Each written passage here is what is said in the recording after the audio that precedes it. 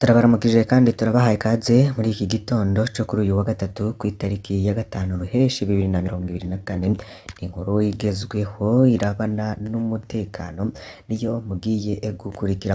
Muri ayo makuru rero turaza kubagezaho vyinshi bigiye bitandukanye. Hari abantu boba bahasize ubuzima nyuma y'uko rero amasasu y'abapolisi avuze, mukaza gukurikira rero uko vyari vyifashe. Abenshi rero bakavuga ngo ibintu birakomeye cane. Noneho abagenda ku mapikipiki canke abamotari nabo boba bafise ubwoba kubera ivyo vyashikiye mugenzabo.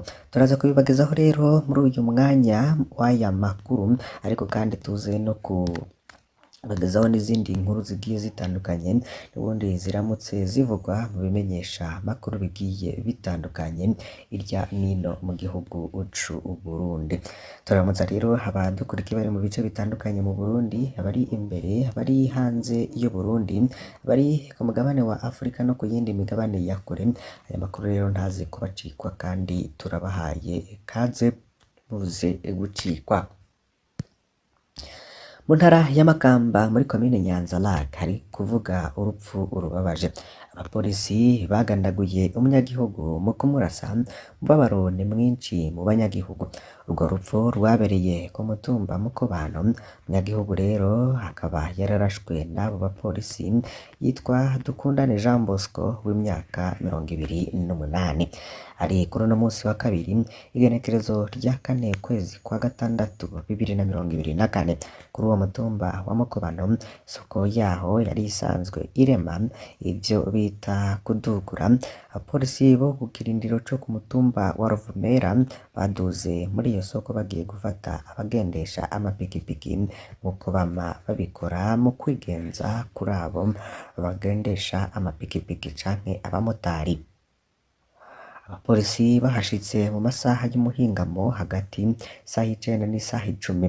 Abanyagihugu rero bagerageje kwirwanako mu kwankira abo bapolisi ko batwara ipikipiki n'imwe. Muri ako kanya nyene abapolisi baciye barasa amasoro abanyagihugu. Ayo masoro rero yaciye afata umunyagihugu yitwa Dukundane Jean Bosco, yari muri abo banyagihugu bariko bagerageza kwankira abapolisi kubatwara amapikipiki. Amasoro yamufashe mu mutima no mu mbavu nk'uko vyiganwa n'abanyagihugu bari aho vyabereye. Muri ako kanya rero uwo munyagihugu agisambagirika.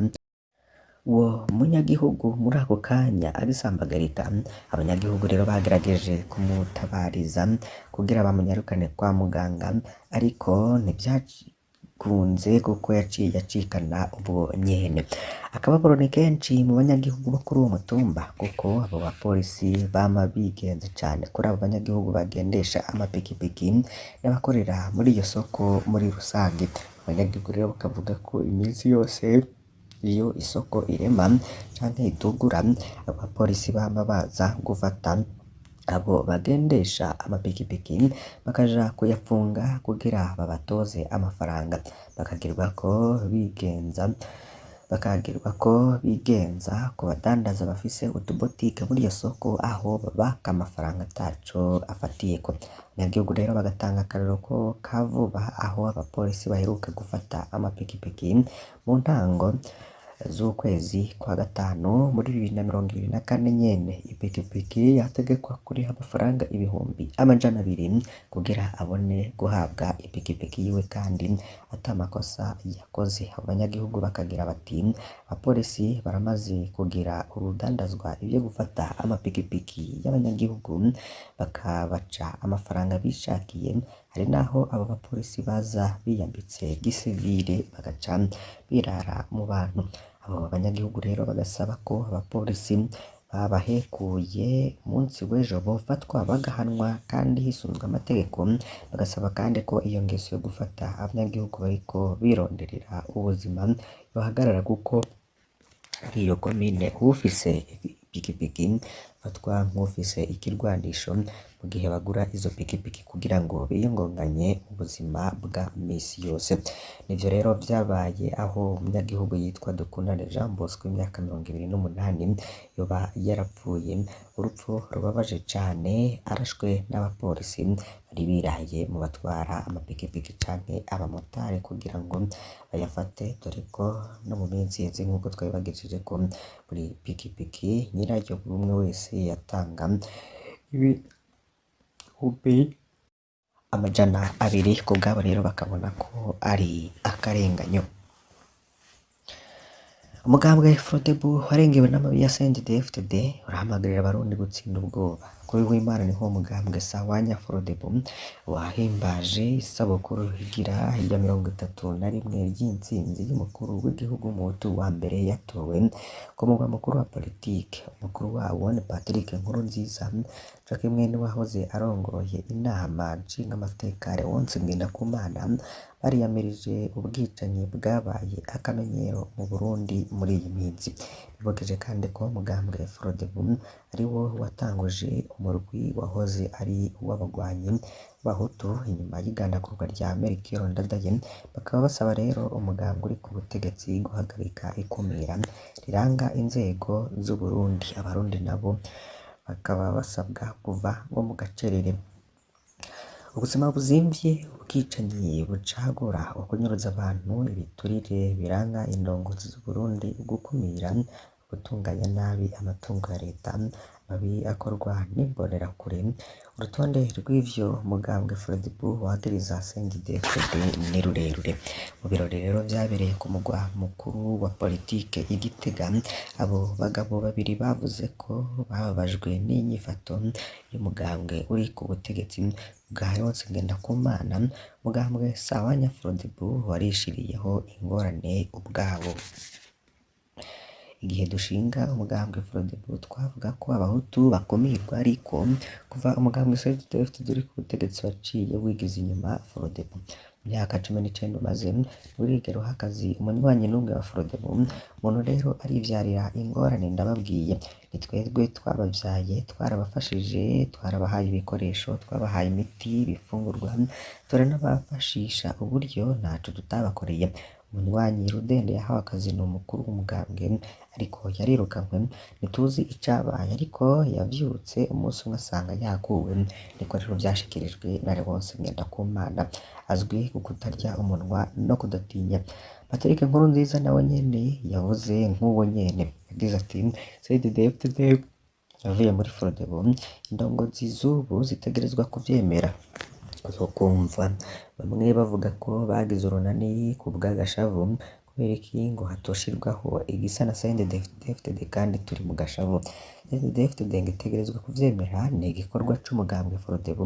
Kuva ku wa mbere Ruheshi twaratanguye isekeza ryo kubwira CNDD-FDD ko igihugu ari icacu twese, mutsinde ubwoba aho muca hose. CNDD-FDD itegerezwa gutahura ko igihugu ari icacu twese. Ariko rero cashikirijwe n'umukuru w'umugambwe wa mbere watsinze amatora mu Burundi. Arongera rero agaragaza akababaro agira ati bama bankekeza muri aya majambo ngo worongora umugambwe gute utagira igisirikare canke inkoho. Patrick Nkurunziza aragahamagarira abanywanyi b'umugambwe wiwe cane cane n'abarundi muri rusange kurwanya hagarikwa ry'abantu n'inyuruzwa ryabo, mu kwama basaba imitahe yo kubafata mu gihe abantu bari mu modokari z'ibiyo bitabona baje kunyuruza abanyagihugu. Yagize ati biraturaba twese, ndabisubiyemwo kandi ndasabye abamenyeshamakuru gufata ivyo navuze ataco bakuyemwo. Niko rero yashimangiye. Yizeye rero ihinduka nubwo hari ikumirwa ry'iyindi migambwe muri seni, no gutsinda rero ngo ubwoba gusa. No mu 1993 aho twatsinda Iprona, seni yari igizwe n'abantu bamwe, ndazi ko benshi muri mwebwe muza kunyegeza inkofero n'ibindi bibaranga mutashe muhira ku bwoba bwo gutotezwa n'imbonerakure. Izo mbonerakure rero nazo nyene ziri mu mubabaro kuko ni bene wacu, barakorwako n'ubukene. Nico gituma rero barondera abo batako ishavu mu kubakubita, kuko bategerezwa kurondera ico barya mutegerezwa rero kubigisha kiretse amaradiyo rero ngo babahaye kugira ngo babahende ko bakomeye nta na kimwe bafise izo motorora bazozirya mutegerezwa kubibutsa ko Burundi buri mu mwijima yongeweko na Patrick Nkurunziza ubwari munsi Ngendakumana CNDD-FDD itihanganira abayereka ibitagenda neza ngo yategerezwa guhagarika amabi yose atuma hari ivyo wagirizwa none twashobora kuvuga ko hari isukari kandi atayihari tuzonoma mu gihe kwishura abana tacu bigayo tuzoreka kuvuga kandi abantu banyuruzwa bagatorwa ari ibiziga ntibishoboka bamenye ko umugambwe Frodebu uzobandanya wiyamiriza ingendo mbi babandanije babikora kandi turiteguriye guhangana n'ingaruka zizokurikira niko Leonce Ngendakumana yongeye ko yasavye abarundi bose kwanga ubutegetsi bw'umukazo aho yagize ati ndadaye yashaka Uburundi bwibashe kandi bwubashwe aho abahutu abatutsi abaganwa n'abatwa bategerezwa kuja hamwe bakanka intwaro y'umukazo yariyamirije ibiturire biranga indongozi z'Uburundi kandi bakicisha abarundi amakori n'amatagisi bakagomba gusubiza inyuma uburenganzira bwari bwabonetse ku muzo w'umugambwe Frodebu mu 1993 indongozi z'ubu zarananiwe muri vyose ku myaka 18 bamaze ku butegetsi niko rero yabagirije Leonce Ngendakumana agahamagarira imigambwe amashengero amashirahamwe yigenga incabwenge abarundi bose muri rusangi abo mu myaka yose bari hamwe guhagurukira rimwe bahindura ibintu abagowe ni benshi kandi barakomeye cyane gusumba abakire niko abibona ubwo Leonce Ngendakumana ikibazo abarundi bafise s'ubwoko akaba atanga akarorero k'abahize ari intwazagabo mu gisirikare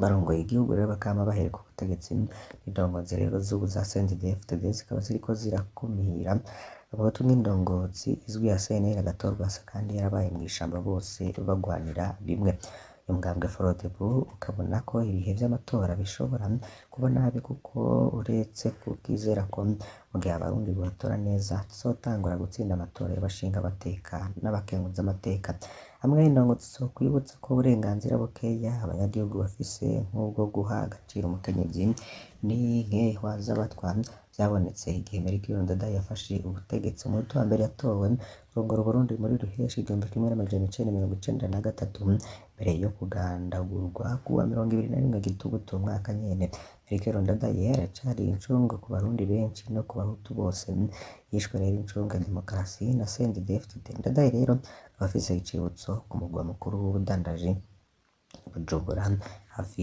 y'ikirimba aciwe aya makuru rero twari tubazaniye muri iki gitondo mbasabe kugira ngo nimuze gucikwa n'ibindi tuza kubagezaho uyu munsi wose wa gatatu Imana ibahezagire